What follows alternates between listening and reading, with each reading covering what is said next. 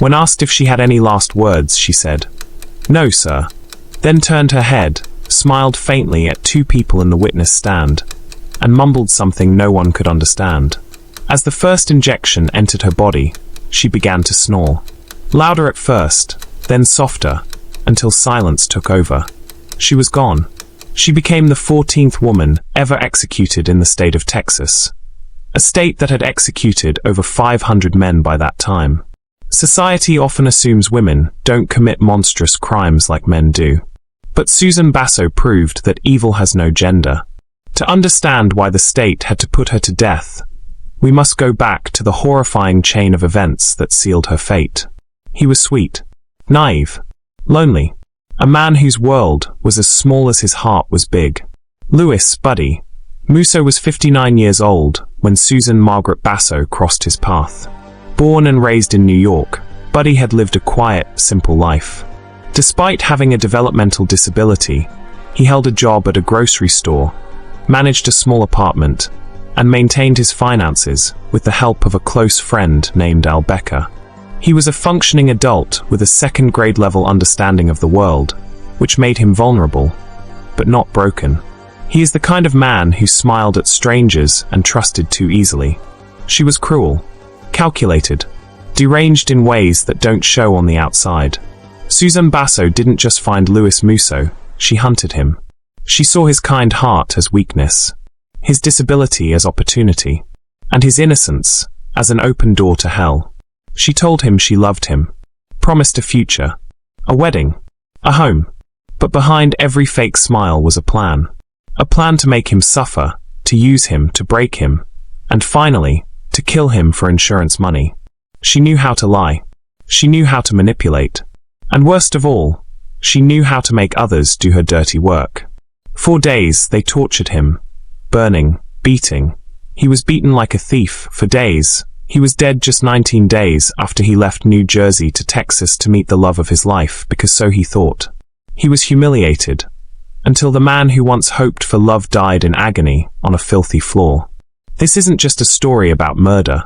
It's a story about how evil wears a mask, and how one woman led a twisted game of deception, greed, and cruelty, all the way to death row. I am not a supporter of the death penalty, but this is one death I loved so much. She didn't deserve to live, nor did he deserve to die in such a horrible way. Anyone who uses someone's disability against them doesn't deserve anything good. Today we will deeply dive into Muso's life and his death, and how love led to him being killed. If stories like this keep you thinking long after they end, don't forget to like, subscribe, and drop a comment below.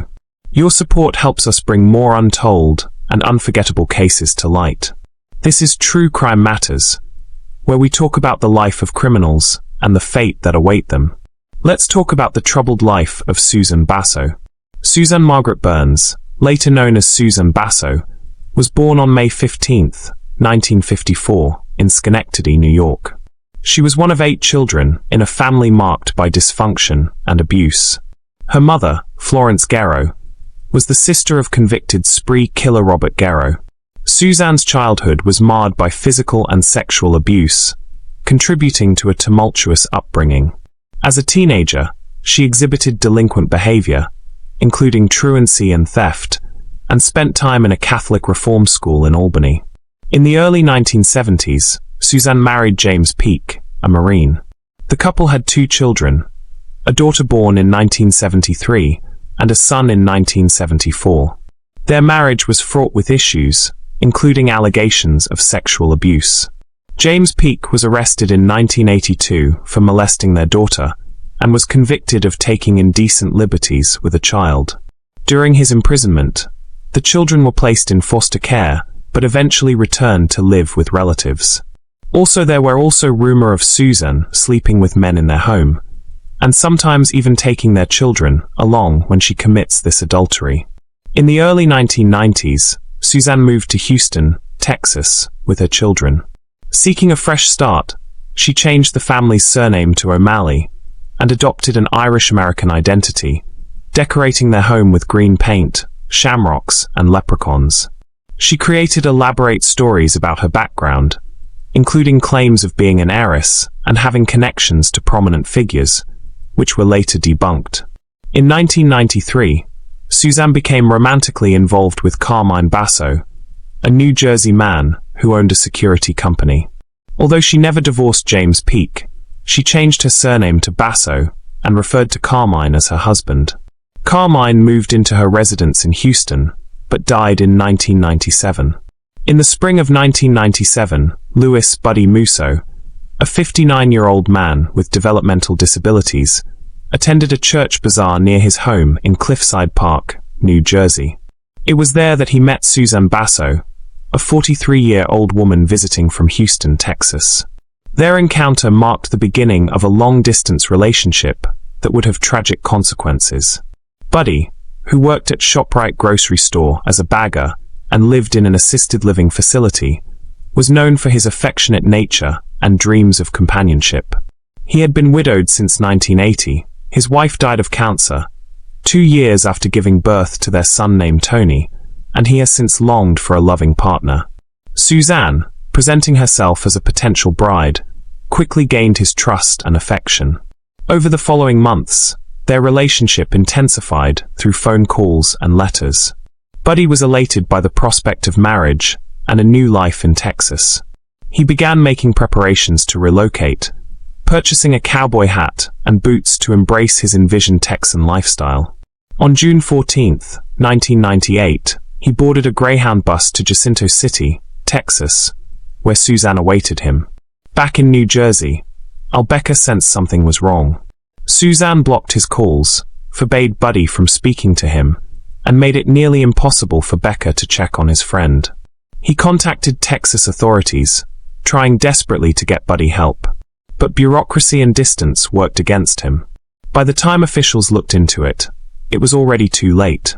Buddy had unknowingly entered a household not of care or love, but of horror and cruelty. Susan wasn't alone. Her accomplices included her son James and acquaintances Greg Aarons, Bernice Aarons, Hope Aarons, and Terrence Singleton. Together, they would unleash a level of torment that would horrify even the most hardened investigators. August 1998. The plan was in motion. With the insurance policies signed and Buddy completely under their control, Susan and her circle began their brutal assault.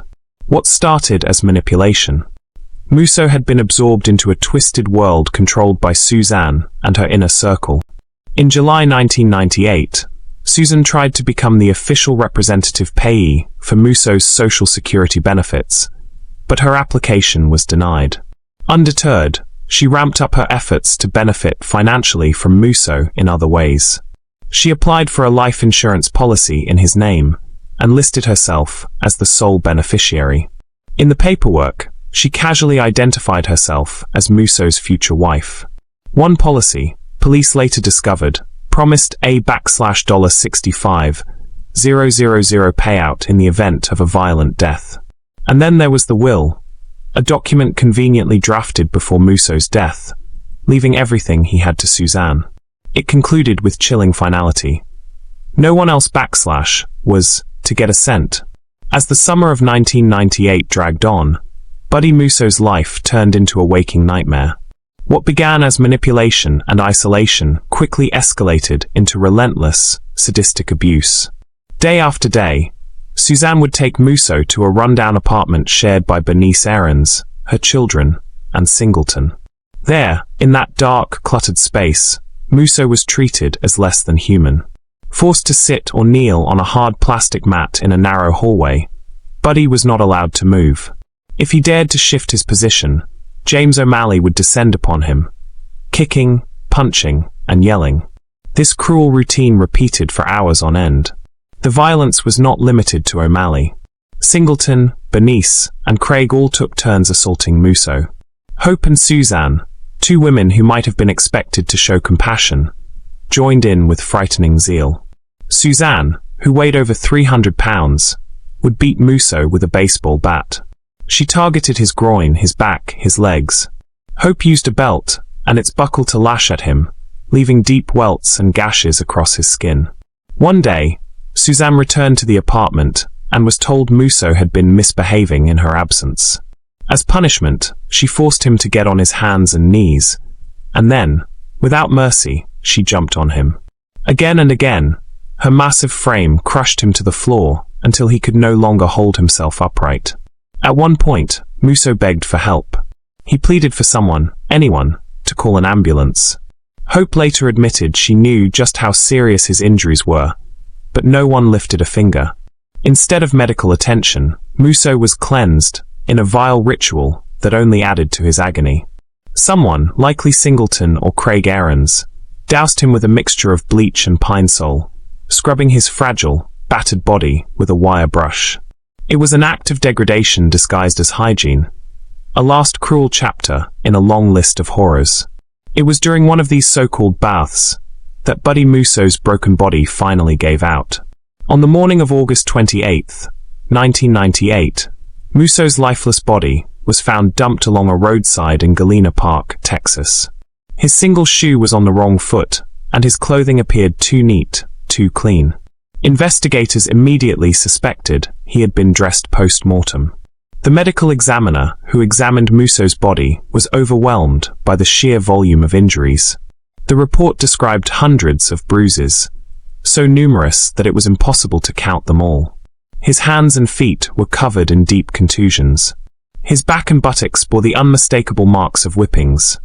Long, thin lashes, some overlapping, some fresh, some old. His eyes were grotesquely swollen and blackened, evidence of a hinge fracture to the skull, a devastating injury caused by a brutal blow to the back of the head. His nose, ribs, and throat had been broken. His skin showed burns, possibly from cigarettes or a heated poker, and abrasions consistent with scrubbing by a corrosive cleaning agent. There were injuries so specific and horrific they seemed almost unreal, yet each one was the result of deliberate, prolonged torture. The cause of death was determined to be a massive skull fracture, an X-shaped wound that split the scalp open. The weapon used was never identified, but the message was clear. This was no accident. This was murder. As police began piecing together the grim puzzle, Susan Basso was already working on her alibi.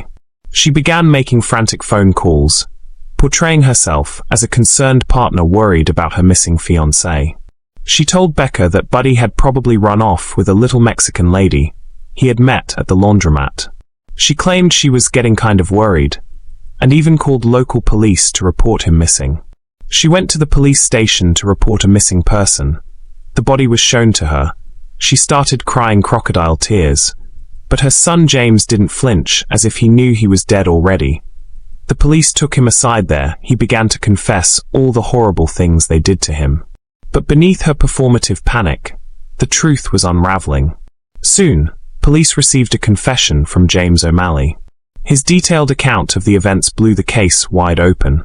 Based on his information, investigators found crucial pieces of evidence in a nearby dumpster: bloody clothes, rubber gloves, and items that had clearly been used to cover up a murder. And then came Suzanne's written confession. In it, she admitted that she had driven Bernice Aarons's car with Buddy's corpse stuffed in the trunk. She had been part of the group that dumped his body. She also admitted to driving the vehicle to the dumpster to dispose of the bloody evidence. The story shocked the nation, not only because of the brutality involved, but because of the grotesque orchestration behind it. Susan Basso didn't act alone. She recruited her son, her friends, and even young adults barely out of their teens to take part in the torture and murder of a mentally disabled man, all for money. A mere $65,000 policy, paired with social security checks and a forged will, became the price tag on Buddy Muso's life. What makes this case even more chilling is that Buddy never suspected any of it. He thought he was starting a new chapter with someone who loved him. He trusted Suzanne. He called her his fiancée. In truth, he had been lured away from his home, isolated from his only friend, and fed to a pack of predators who saw him as nothing more than a payday. Justice, however, did come, eventually. Susan Basso was convicted of capital murder and sentenced to death. She spent over a decade on death row, maintaining her innocence despite overwhelming evidence. But in February 2014, justice was carried out. Susan Basso was executed by lethal injection in the state of Texas. She became only the 14th woman to be executed in the US since the death penalty was reinstated in 1976. The others involved in Muso's death received sentences ranging from life imprisonment to 20 years, depending on their level of involvement and cooperation with law enforcement. But no sentence could undo what had been done to Buddy. Louis Buddy Muso died in agony, betrayed by the very people who promised him companionship. His final days were filled with pain, humiliation, and hopelessness. And yet his story endures, not just as a grim reminder of humanity's capacity for cruelty, but as a call to protect the vulnerable among us. In the end, Buddy Muso's killers succeeded in taking his life, but they failed to erase his memory. And that memory now serves as a permanent warning. Monsters don't always hide in shadows. Sometimes they smile, call themselves your fiancé, and promise you a better life, before leading you to your death. During the trial, new horrors emerged. Her daughter took the stand, describing years of physical, sexual, and psychological abuse at the hands of her mother. Basso's history of manipulation and cruelty extended far beyond Buddy Muso. Court records showed allegations of fraud, identity theft, and previous suspicious incidents involving her deceased husband, though those claims never led to charges. In 1999, Susan Basso was found guilty of capital murder. Her motive, financial gain, was chillingly clear. The jury sentenced her to death. Her accomplices received life sentences, or lesser punishments depending on their cooperation and involvement. But even after her conviction, Basso continued to claim innocence. Her appeals dragged on for over a decade, as attorneys argued she was mentally unfit for execution. Each request was denied. In the eyes of the state, justice had to be served. While her accomplice was sentenced to life, some were sentenced to 60 years in prison and 80 years in prison. James was sentenced to life. 14 years on death row. That's how long Susan Basso sat waiting for her fate. She lived in the Mountain View Unit, a prison for female inmates in Texas. Her time there was marked by frequent complaints, medical issues, and endless legal filings. None of it changed her sentence. On February 5, 2014, Basso awoke knowing it was her final day alive. She had no visitors. Not one family member or friend came to say goodbye. In fact, throughout her time in prison, she received few visitors at all. That morning, she was offered a last meal of her choosing, a long-standing tradition in Texas. But she declined. Instead, she was served the standard prison fare: baked chicken, salad, beans, bread, and punch. She ate very little. As the day wore on, preparations were made. By evening, she was transported under heavy security to the Huntsville Unit, Texas primary execution site. There was no ceremony, no last-minute appeal. The state had made its decision, and it was final. At 6 p.m., she was led into the death chamber and strapped to the gurney. Witnesses, including media representatives and state officials, watched from behind a glass partition. A microphone was lowered to her mouth. When asked if she had any final words, Susan Basso responded simply, "No, sir." The lethal injection began at 6:23 p.m.